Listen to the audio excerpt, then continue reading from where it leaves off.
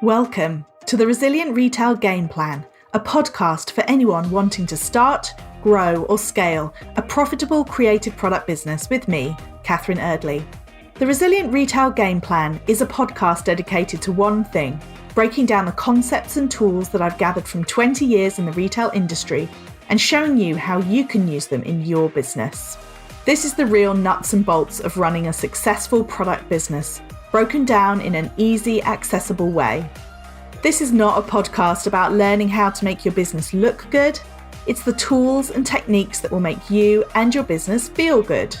Confidently plan, launch and manage your products, and feel in control of your sales numbers and cash flow to help you build a resilient retail business.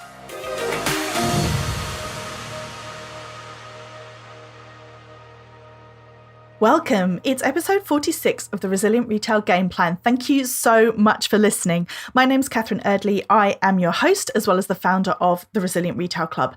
The Resilient Retail Club is my membership group for creative product businesses, and you can find out more at resilientretailclub.com. So today on the podcast, I'm being joined by Colette Machado. Colette is a PR specialist for small businesses. She's got a huge amount of experience in the PR and press industry, and she's going to be talking to us today about a really interesting element of PR. It's not the one that most people think of first off, and that's about guest blogging, or really how do you set yourself up as an expert in your field. I wanted to have this chat with Colette because she's so knowledgeable about this area. She shares some incredible tips, really useful information. And also I wanted to talk to her because often when we talk about small business PR, especially for product businesses, we get very, very focused on placing our products in the press, which is very important in itself. And we've got a podcast coming up all about that. But there are other elements. PR goes beyond just product placement. And that's really what I wanted to explore in today's episode. So I can't wait to share it with you, and I hope you enjoy it. Welcome, Colette. Thank you so much for being on the podcast. I really appreciate you taking the time. Oh, thank you, Catherine. Lovely to be here. Do you want to start us off by telling everyone a little bit about you and what you do? Yeah, no problem. So my name's Colette Machado, and I've been basically doing PR for about the last 20 years. And my career was in journalism. So I used to be I'm a former BBC online news journalist. But about 10 years ago, I became a mum, and I decided that I was going to, kind of like leave the wonderful world of employment and start my, kind of get into business. But I had been doing PR even while I was a journalist. So, it's kind of like that's really what I've been doing. And I now work with mainly female entrepreneurs, but doesn't have to be, not solely, but female entrepreneurs who want to get themselves out there, who want to get visible, who want to literally kind of, get in front of their target audience. And I'm working with a new person at the moment. I'm under a PR company, and is actually the money maker. So I'm kind of like doing the PR with under a company for him and the show. So yeah. Oh, fantastic. And so you've got a deep background, you've seen it from both sides then. Yes. Excellent. Well, the reason I wanted to have you on the podcast today was a lot of the information that is out there is around the idea of, say, gift guides or products being featured in the press, which is a really important aspect of it. But I want to talk a little bit more today about the idea of how you as the business owner could put yourself out there and share your story as opposed to just sharing your business story, if that makes sense. So if you decide that you're going to put yourself out there, obviously you want to be seen to be as interesting as possible.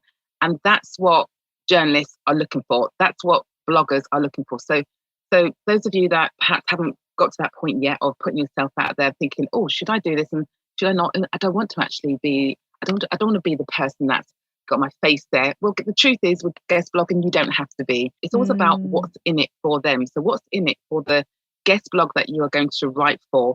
It's not really even about you. However, they do want you to have your own journey in there. They want you to be featured in there, your business, and also what's in it for them. But let's use the example of if you have overcome an illness and then now you're now the proud business owner of a particular product that actually caters for that particular illness. And that's your story. You've actually been there, and now your story is that you've decided to go into business and create products that are going to be beneficial for people with a particular condition.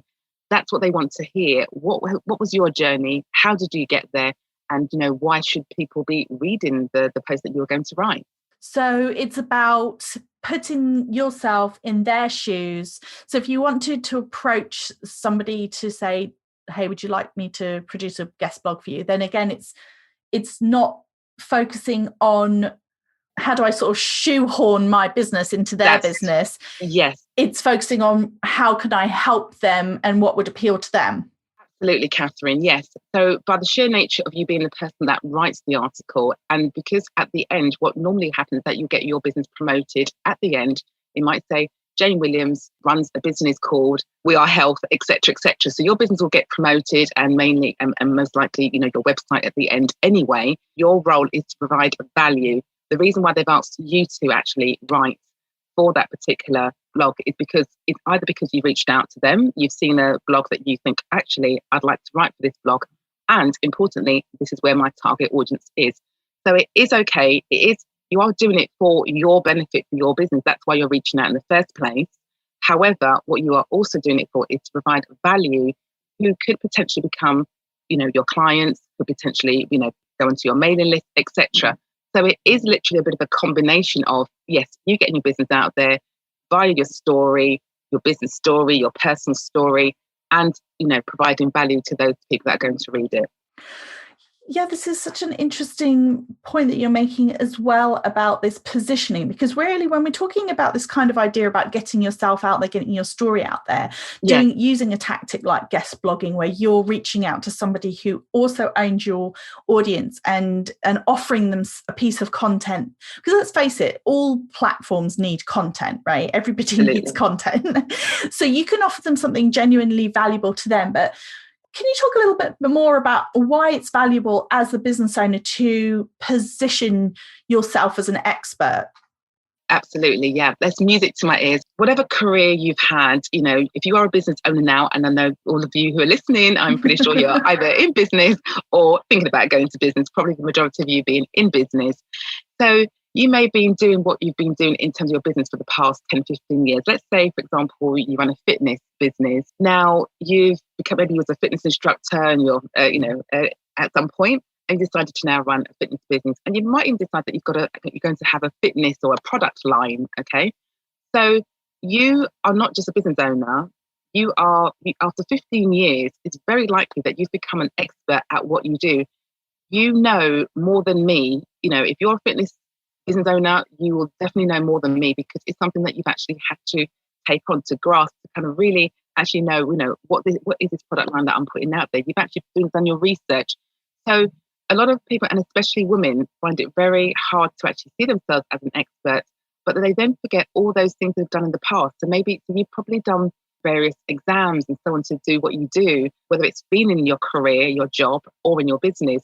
So position yourself as an expert is something that is absolutely, I believe, fundamental for business owners to actually start to see themselves as that. If, for example, you've only been running your business for maybe a year or two and you really don't think you're an expert, then that's okay, because really and truly, it's not really us that say, oh, I'm an expert. It's that's what, when people look at you, they actually see that.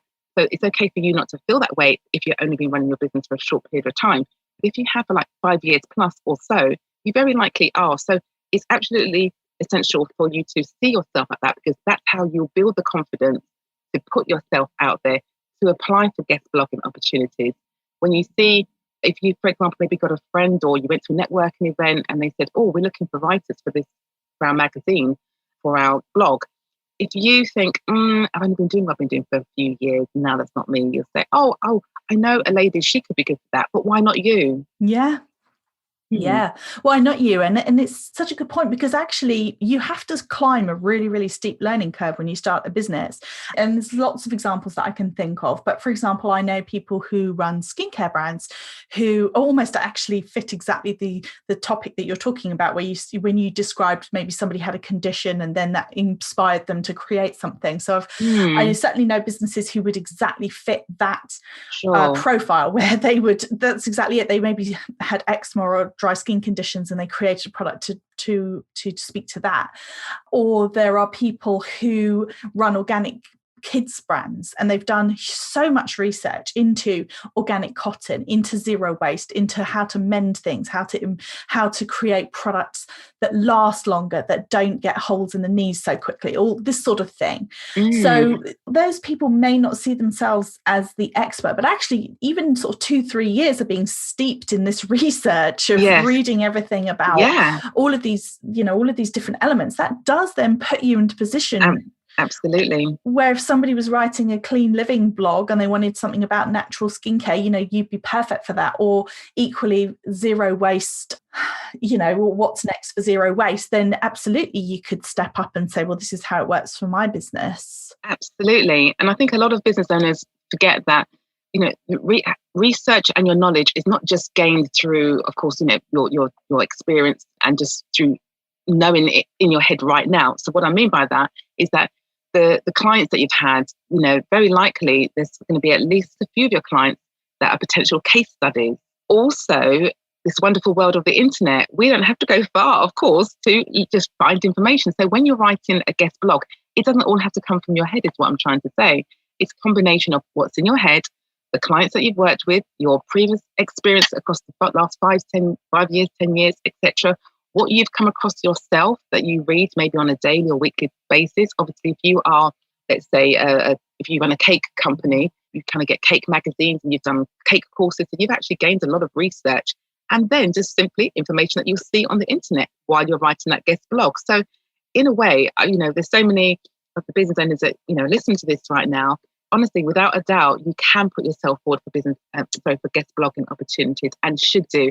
It's an absolutely great way of raising your profile, building the credibility that you have within your business, and much more.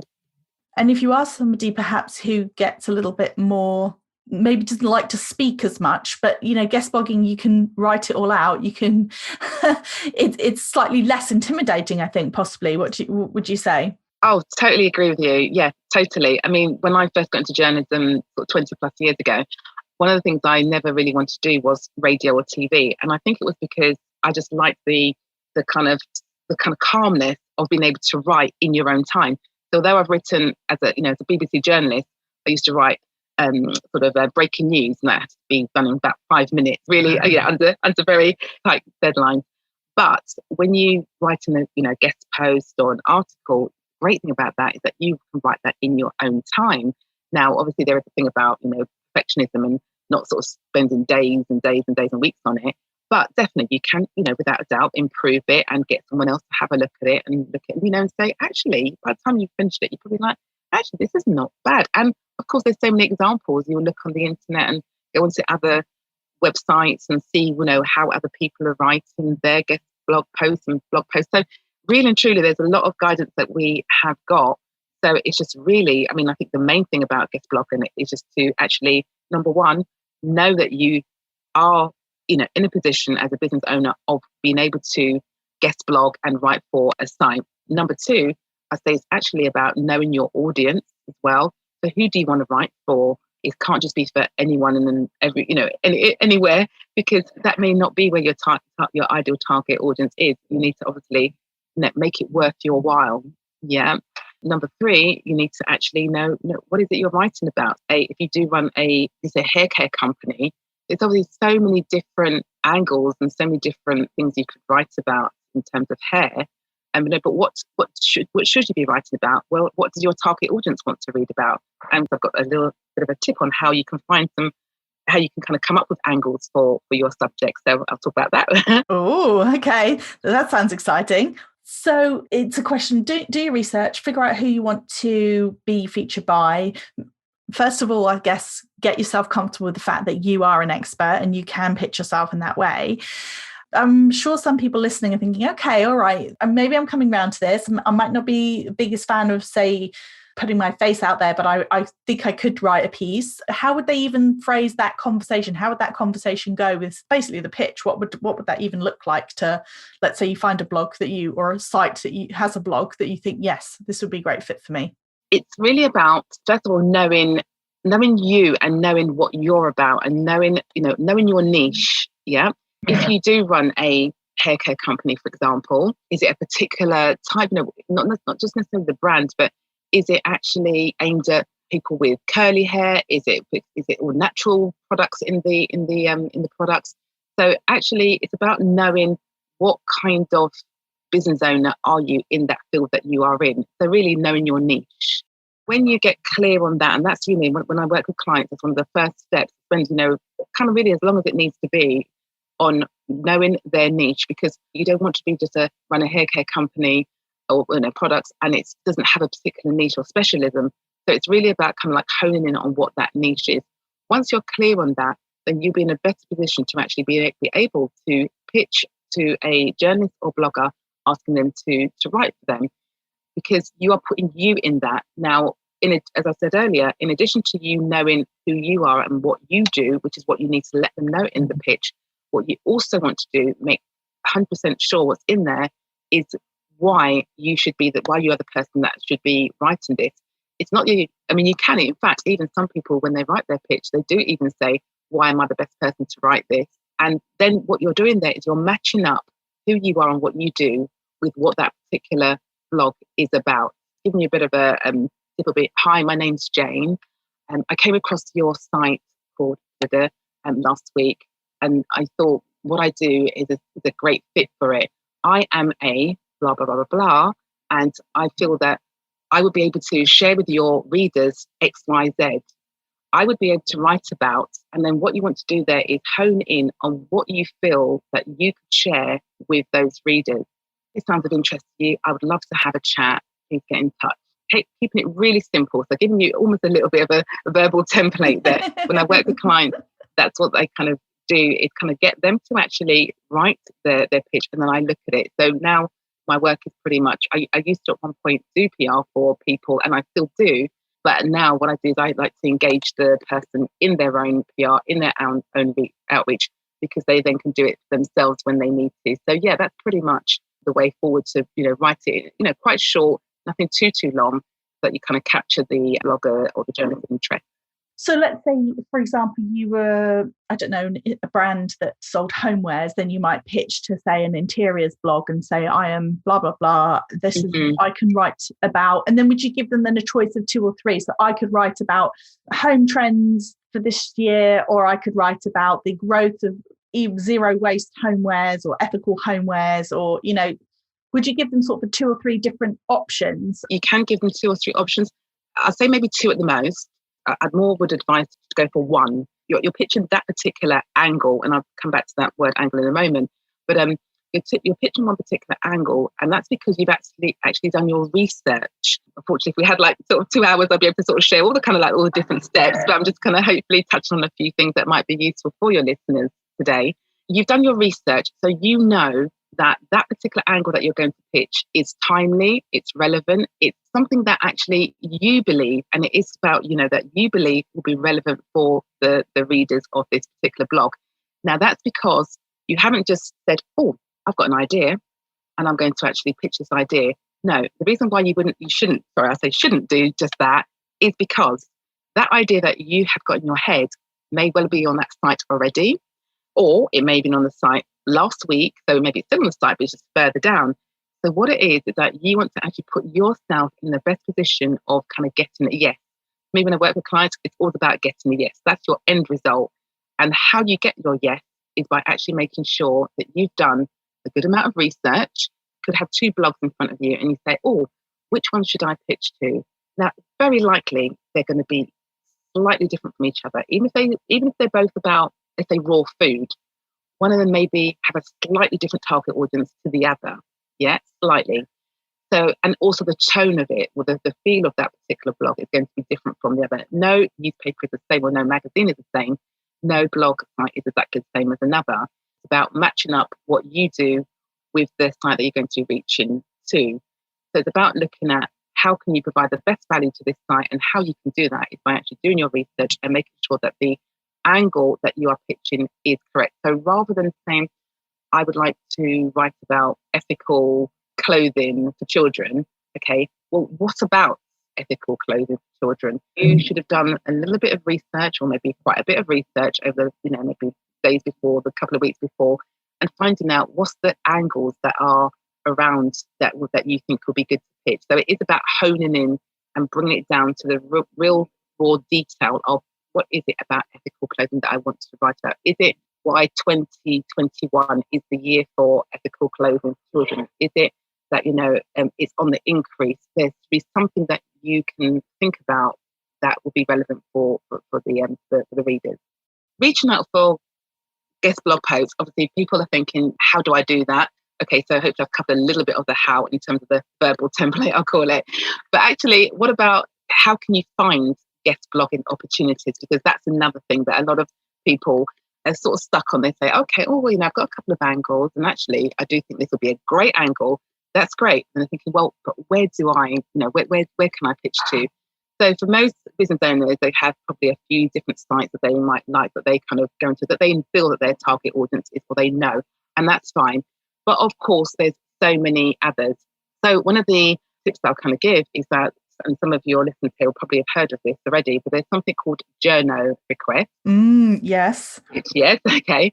So journo, JOURNO, and then request, all one word with a hashtag at the beginning.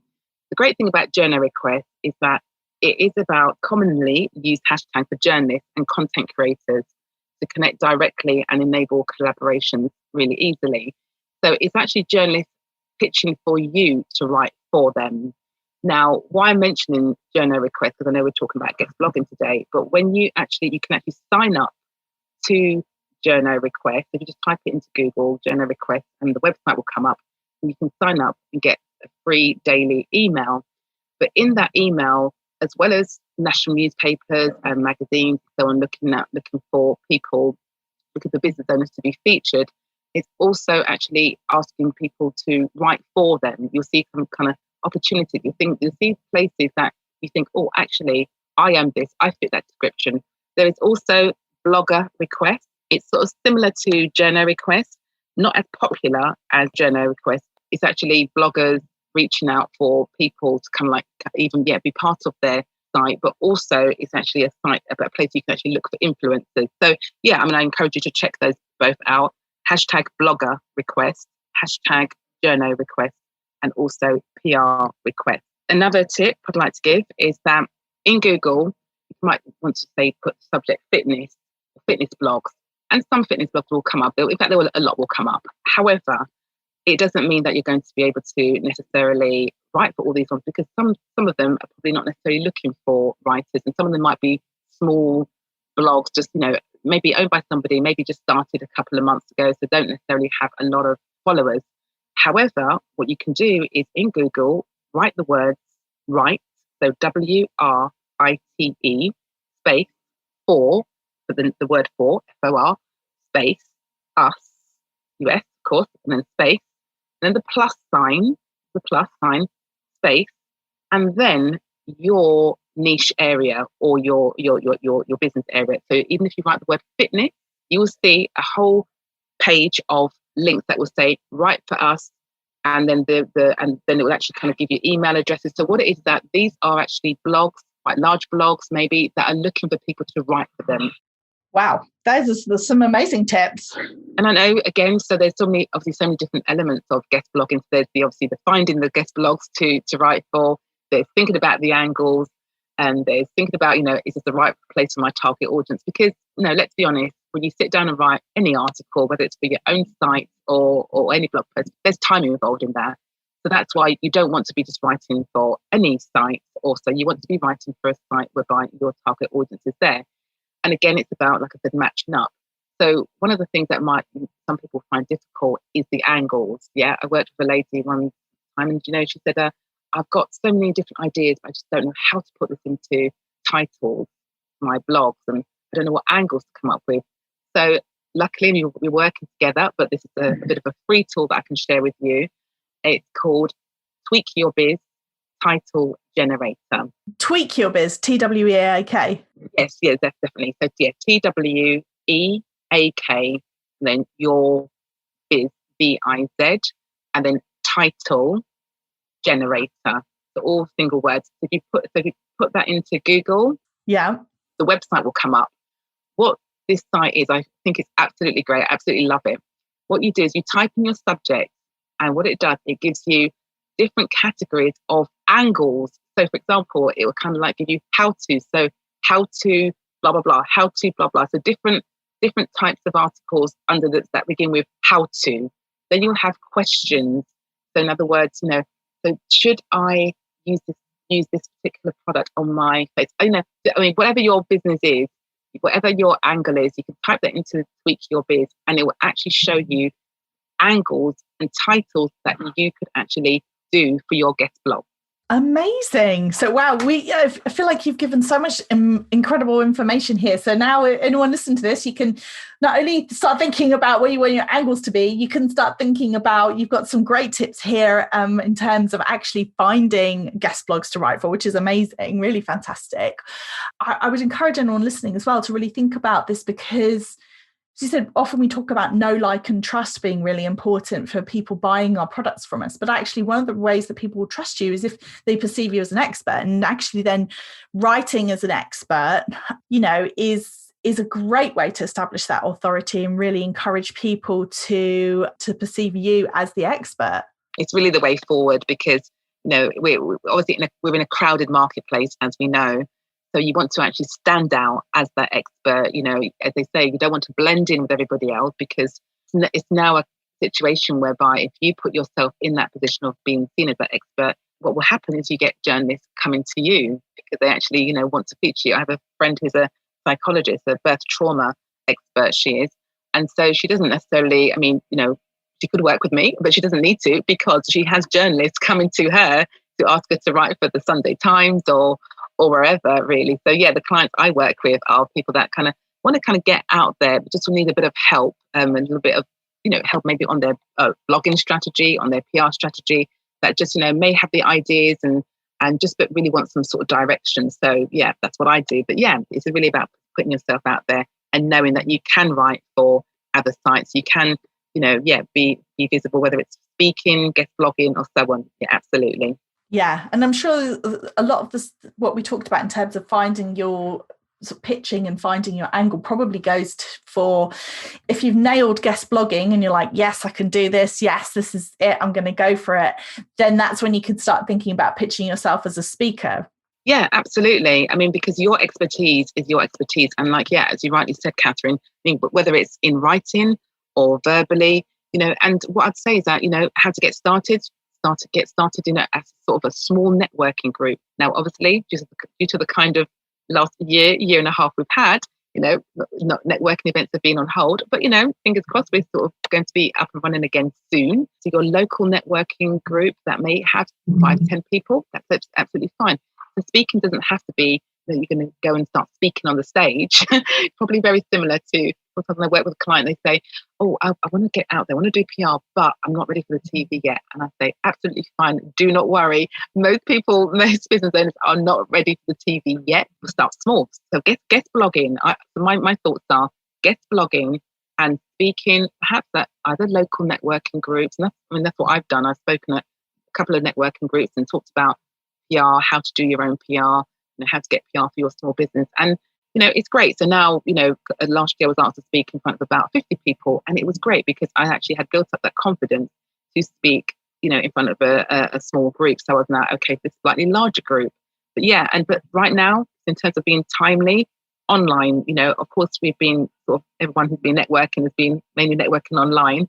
So yeah, if you see something, if you see an event coming up and it's about, it's in your area in terms of in your business, then yeah, maybe you can actually build some connections with the host and the organizer, and just let them know who you are. Maybe attend the networking event that's coming up, and then when you feel confident, maybe after about attending 3 times or so, you might say, actually, I could put myself forward to be a speaker. Why not? Yeah, it's just all about putting yourself out there, getting rid of the imposter syndrome. Oh, fantastic. Well, thank you so much, Colette. You've given us an incredible amount of information in a short period of time. I'm hoping everyone listening is feeling inspired and going to be Googling their write for us and then putting in their subject matter expert and find some people to pitch to, because I think it's just another great angle. So thinking about PR, not just about the product pitches, which are of course important, but then also about getting our story out and setting ourselves up as an expert in our area. Fantastic. Yeah, Absolutely. Yeah, go for it. Nothing to lose, everything to gain. I love that. Do you want to tell, just to finally to wrap us up, do you want to tell everyone how they can find out more about you? Yeah, absolutely. So yeah, I mean, happy for you to email me. I mean, I'm pretty much quite sort of simple. It's just like Colette, so it's COLETTE at Colette, again, same spelling, of course, Machado, so MACHADO.co.uk. So that's Colette at ColetteMachado.co.uk. Well, we will make sure that information is in the show notes as well. Thank you so much for joining us today. And I can't wait to see what everyone comes up with in terms of their guest blogs. You're very welcome, Catherine. Thanks for having me here. And I hope you all have great success with your guest blogging. I hope you enjoyed that episode as much as I did. It was really fascinating to hear Colette's tips, and I hope that you will go check out some of the amazing resources and ideas that she gave you. Why not come over to Instagram at Resilient Retail Club and share a photo of where you're watching? I absolutely love to see those. Thank you so much to everyone who shares each week. Also, why not drop me a note and tell me what you took away from the podcast and what you're going to be doing in terms of guest blogging for your business. Has it inspired you? If you have a moment to rate and review the podcast, I would love that so much. Thank you to everyone who's done so. I promise I read every single review and it means the world to me. If you hit subscribe, you will be the first to know about when the new podcast episode comes out. So why not hit the subscribe button today and have a fantastic week.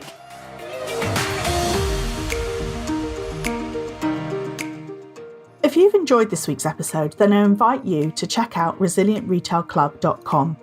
The Resilient Retail Club is the membership for anyone wanting to start, grow, or scale a profitable product business. No more trawling Google trying to find the answers to your questions or wading through general business advice that speaks mainly to service-based businesses. Whether you're still at the idea stage or you've been going for a while but want to get more focused and organised when it comes to your business, the Resilient Retail Club is the place for you. With a library of courses tailored to creative product businesses, several live sessions a month, and a supportive and active community, the Resilient Retail Club is the perfect membership to help you hit your goals faster. Check it out at resilientretailclub.com.